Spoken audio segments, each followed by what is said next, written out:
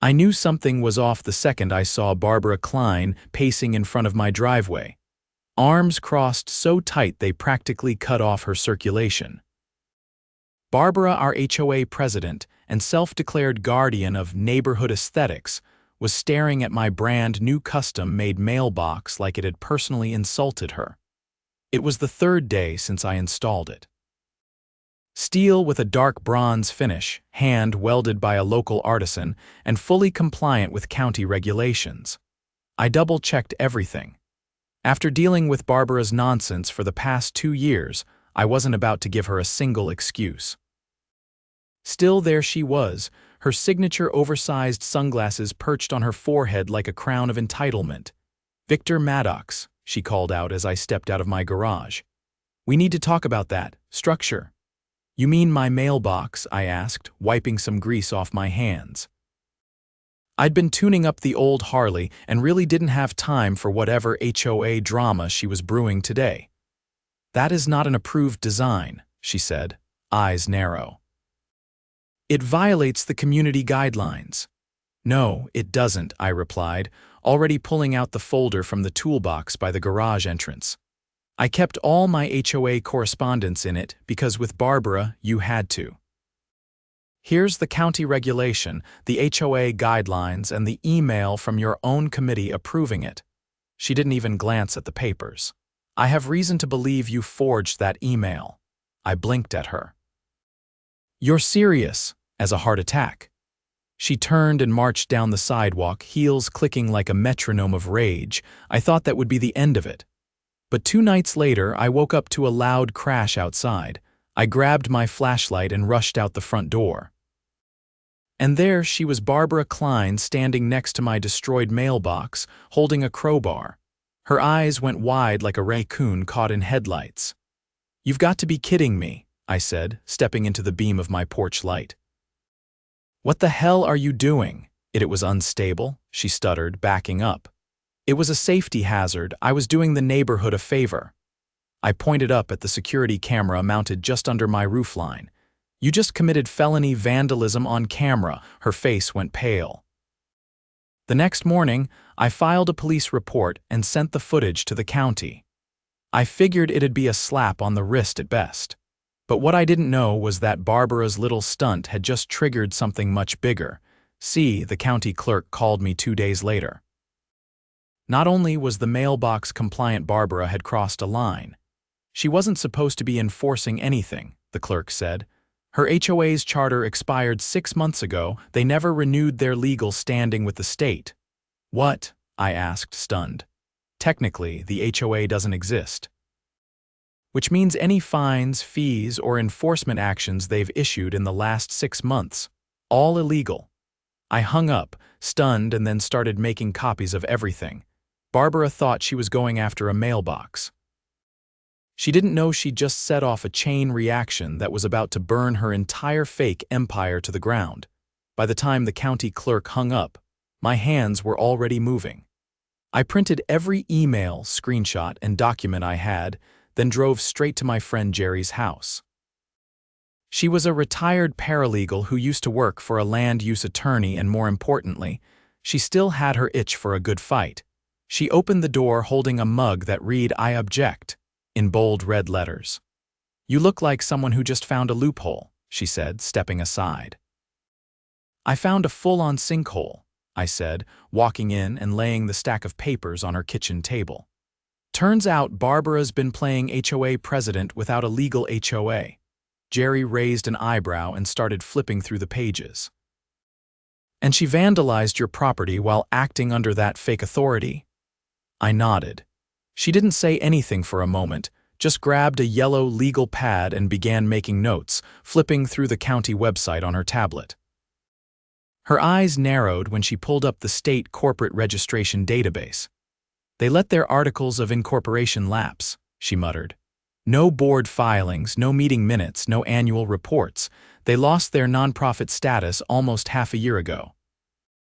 Which means they can't enforce anything, collect dues, or even hold elections." "Then how the hell have they been running things?" I asked. "They've been bluffing," she said, "and from the looks of it, most people didn't think to check." She paused, then looked up at me.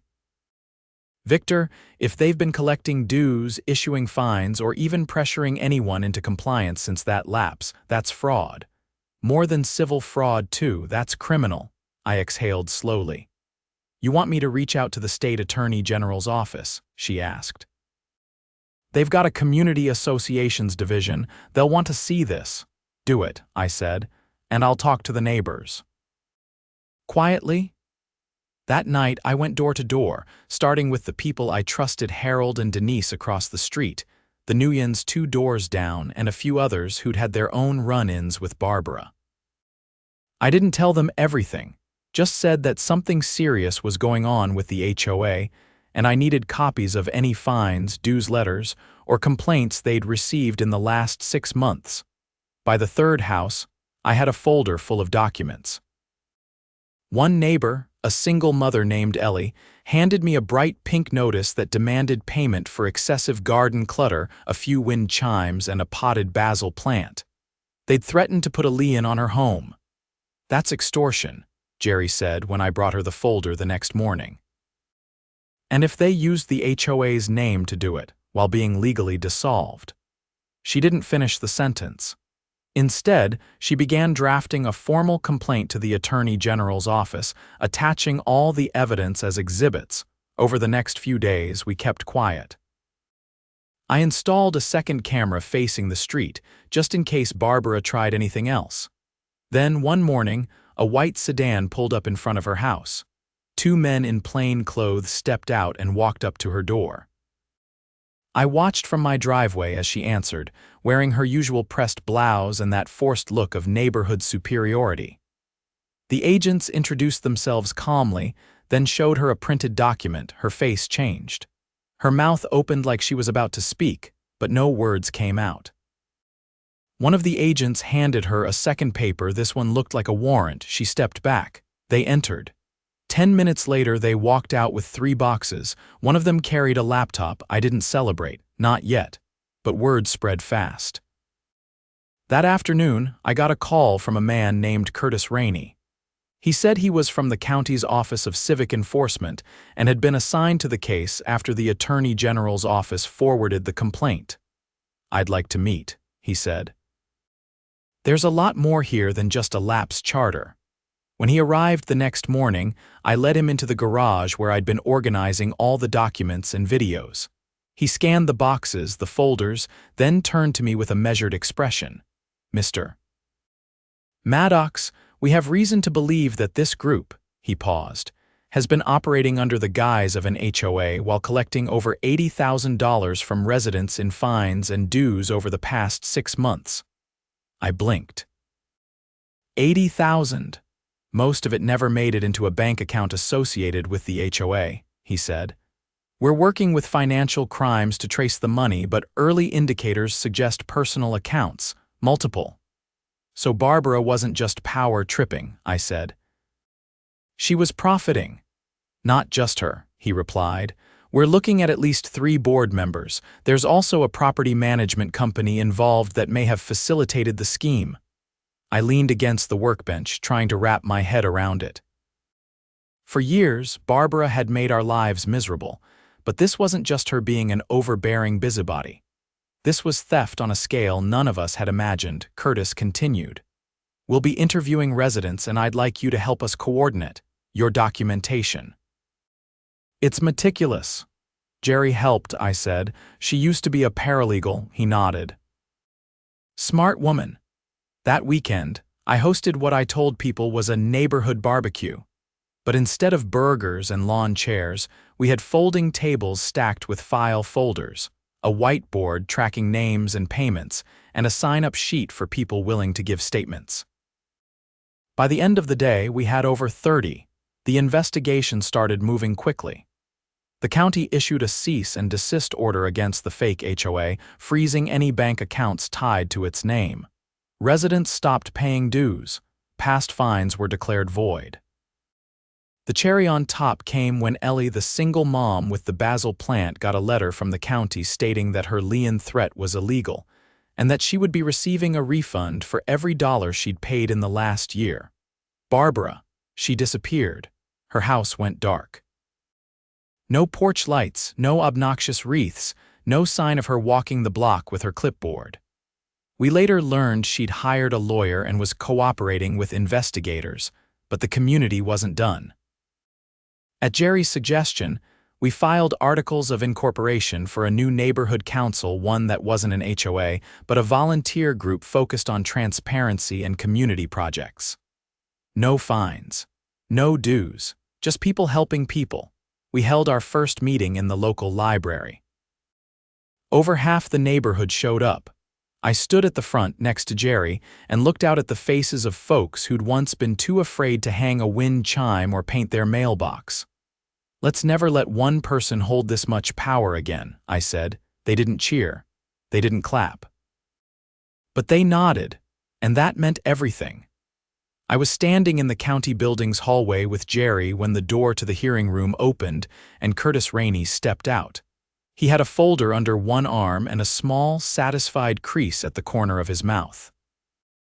Not a smile, exactly more like the look of a man who'd just finished assembling a puzzle and liked what he saw. "They're ready for you," he said, motioning us in. I'd been asked to testify not just about the mailbox, but about the pattern we'd uncovered, the fraudulent notices, the questionable payments, the intimidation tactics. Jerry wasn't coming in with me, but she gave my shoulder a squeeze before I walked through the double doors. Inside, the room was half administrative drab, half courtroom formality. A long table faced a raised platform where 3 commissioners sat. 2 of them flipped through documents while the third adjusted his glasses and cleared his throat. "Mr. Maddox," he said, tone clipped but neutral. "Thank you for appearing today. Please be seated." I sat, laid my own folder on the table, and waited. "We've reviewed your submissions," the woman in the center said. "Please speak directly to your first-hand experiences with the individuals operating under the dissolved HOA and how their actions impacted you and your neighbors." I nodded once. The problem didn't start with the mailbox. That was just the first time it turned physical. I walked them through the timeline, everything from the fake notices to the county discovering the lapsed charter.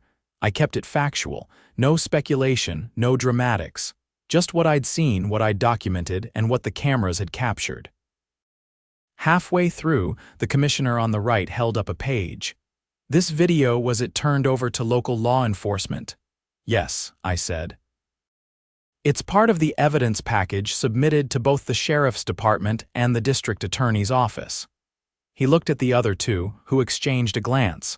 The woman in the center leaned forward. "Mr. Maddox, are you aware of any indication that resident funds were transferred into personal accounts?" I opened my folder and slid a printed spreadsheet across the table. A neighbor of mine, Derek Simmons, used to work in forensic accounting. He noticed discrepancies between the HOA's stated expenditures and what was actually being done. This is a breakdown he compiled using public transaction logs and subpoenaed bank records. The spreadsheet was clean, color-coded, and damning. Over $30,000 in line items labeled as beautification projects with no corresponding work orders. Another $28,000 logged under legal fees, though no legal representation ever appeared at meetings or in filings. The commissioner with the glasses tapped his pen against the table. "We've received confirmation that at least 2 of the individuals involved have retained criminal defense attorneys." I didn't respond. I didn't need to. The room already felt heavier than when I'd walked in. After another 20 minutes of questions, they dismissed me. I stepped outside, not to Jerry this time, but to a uniformed officer standing just down the hall. "You Maddox?" he asked, eyes sharp but not aggressive. "Yeah," he nodded. "We'll be heading to your neighborhood this afternoon." Warrants were signed this morning. "For who?"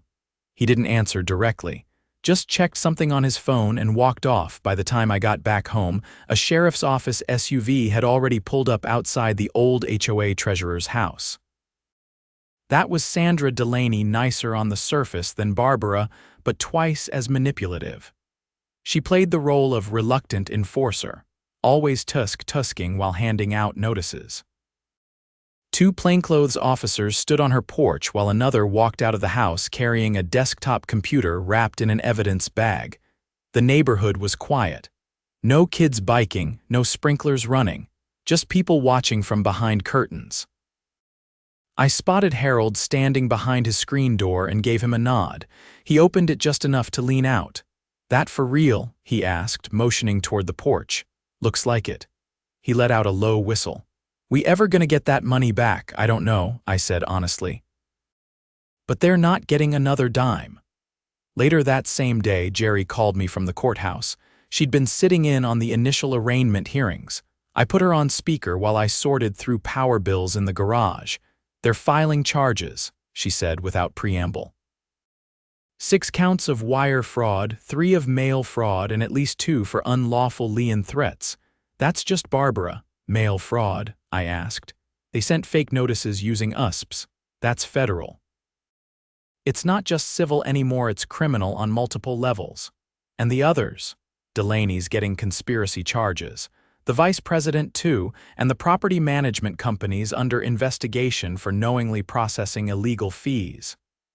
I stopped what I was doing. "They're going after the company. They used HOA letterhead that hadn't been legally valid for months. That's document fraud. And if they processed payments after the charter lapsed, they may be on the hook for restitution." I sat down on the cooler by the wall and let that sink in.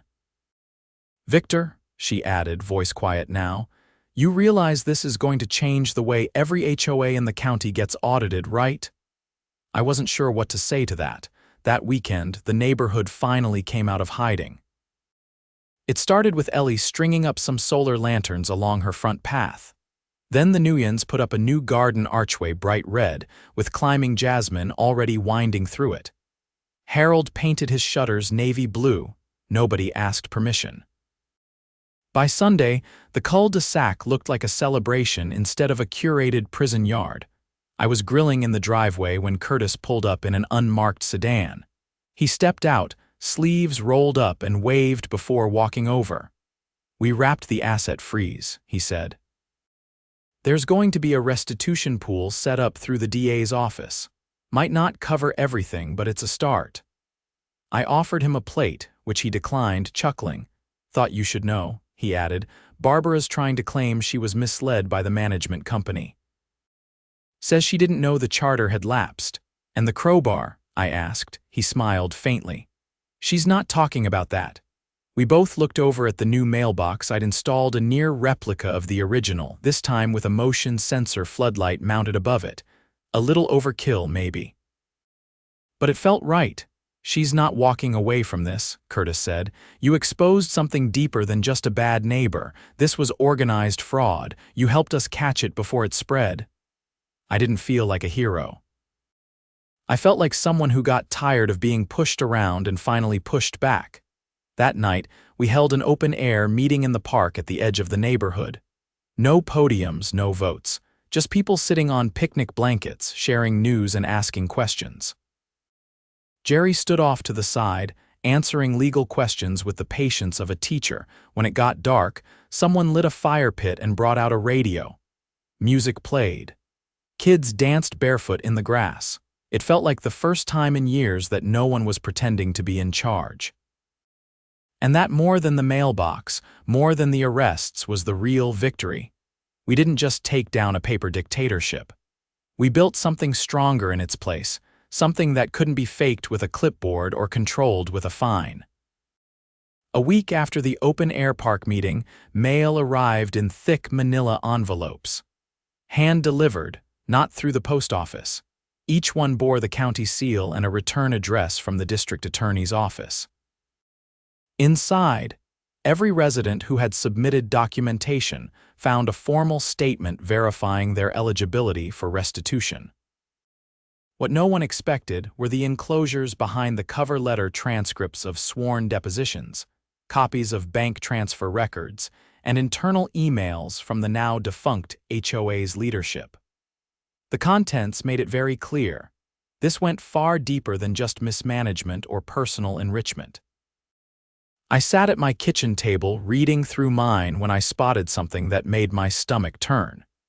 It was an email exchange between Barbara and Sandra dated 3 months before the mailbox incident.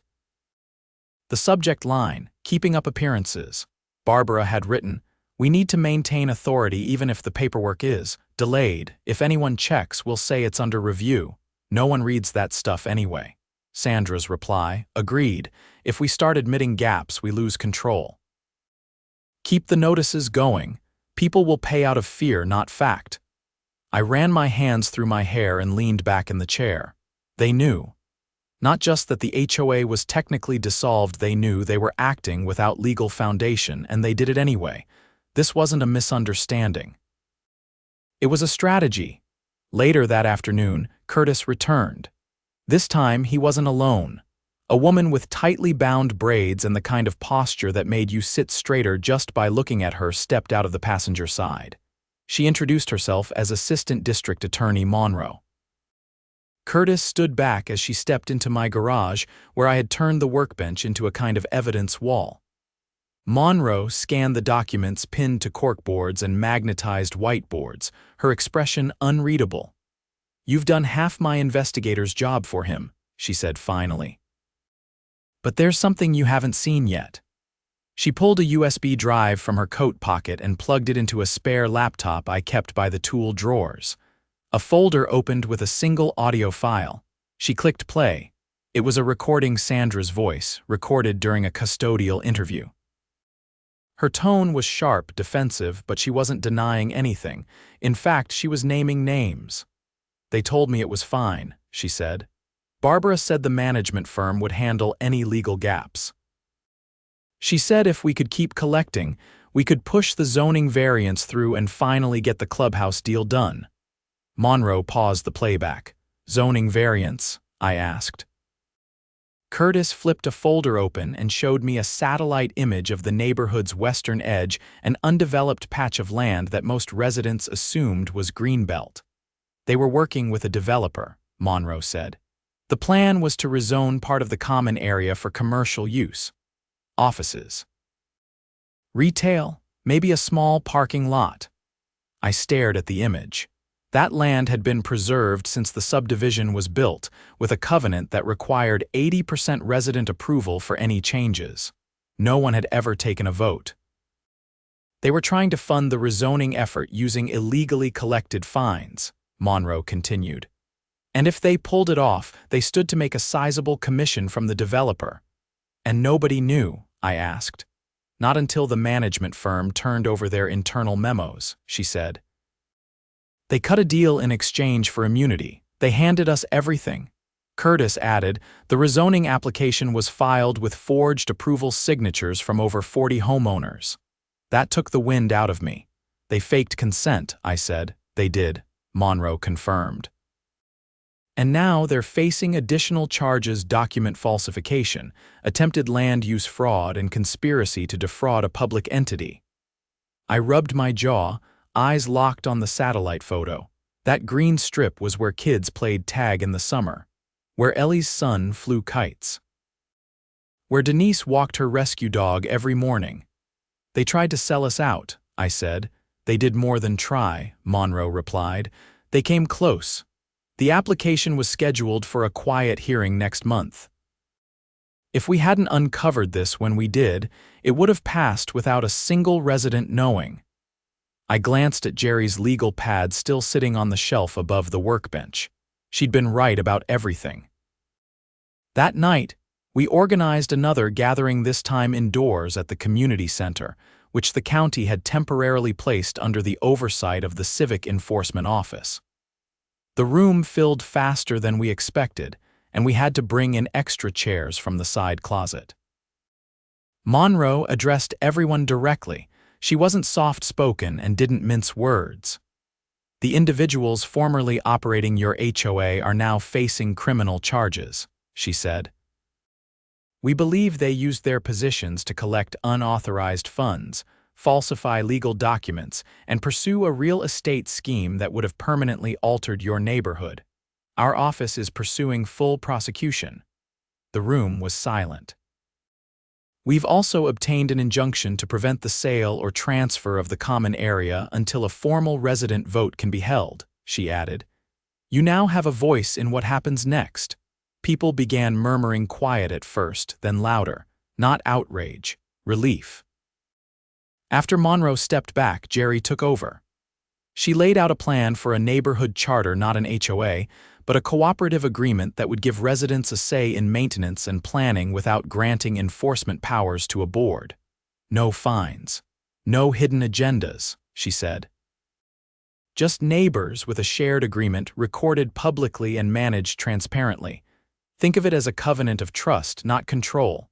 Someone in the back asked, "What if people stop mowing their lawns?" Jerry smiled. Then we talked to them like humans. Not through threatening letters. The vote was unanimous.